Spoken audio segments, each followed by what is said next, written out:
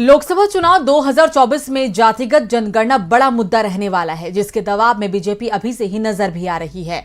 5 राज्यों की विधानसभा चुनाव में ही बीजेपी और अमित शाह को जातिगत जनगणना के मुद्दे पर झुकना पड़ गया है। तो कैसे बीजेपी के साथ राहुल गांधी ने कर दिया है खेल, देखते हैं ये रिपोर्ट। 8 नवंबर को बिहार के मुजफ्फरपुर में रैली को संबोधित करते हुए केंद्रीय गृह मंत्री अमित शाह ने जातिगत जनगणना कराने के संकेत दिए हैं। खबरों के मुताबिक बीजेपी की केंद्रीय चुनाव समिति की 1 नवंबर की बैठक के दौरान ये निर्णय लिया गया कि पार्टी एक बड़ी घोषणा करेगी, जिसमें पिछड़ा वर्ग यानी ओबीसी सर्वेक्षण की बात होगी।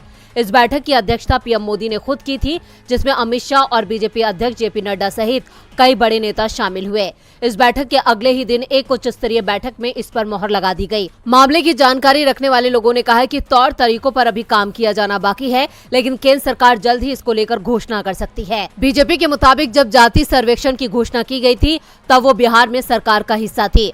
मंगलवार को जब नीतीश कुमार की अध्यक्षता वाली कैबिनेट ने आरक्षण को 75% तक बढ़ाने का ऐलान किया, तो बीजेपी ने भी इसका समर्थन किया।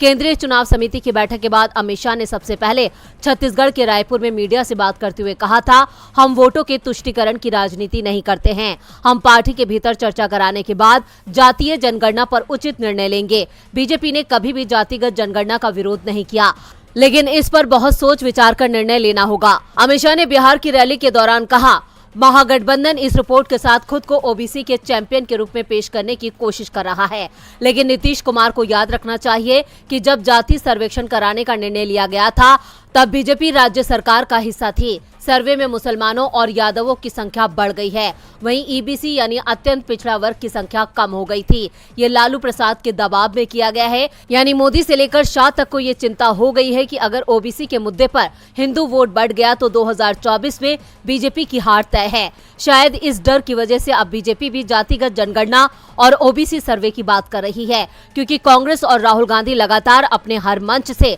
ओबीसी और जातिगत जनगणना का मुद्दा उठा चुके हैं, जिससे मोदी और शाह पर इसका दबाव साफ नजर आ रहा है।